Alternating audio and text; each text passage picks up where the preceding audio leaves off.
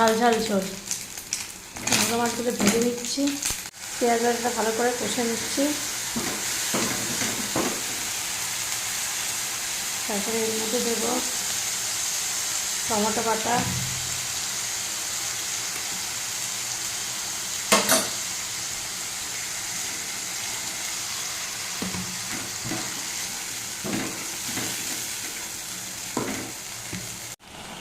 টমেটোটা কষে গেছে দেখছেন। এবার এর মধ্যে দেবো নুন, হলুদ,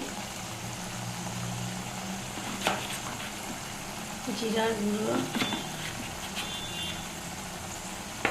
দিয়ে আবার একটু কষবো।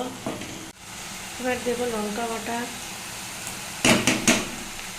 আদা বাটা,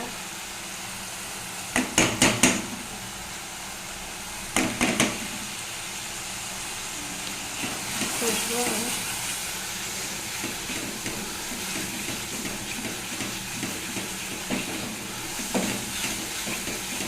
আবার খানিকক্ষণ কষবো, যখন তেল ছাড়া ছাড়া হবে তখন জল দেবো। মোটামুটি কষে গেছে দেখতে পাচ্ছেন। এবার জল দিয়ে দেবো।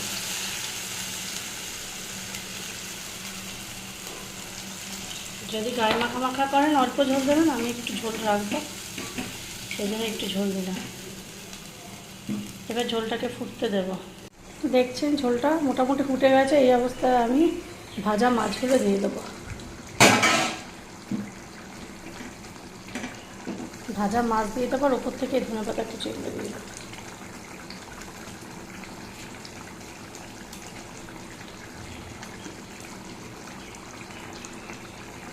আমার ভিডিওটি ভালো লাগলে লাইক এবং সাবস্ক্রাইব নিশ্চয়ই করবেন, এই আশা রাখি।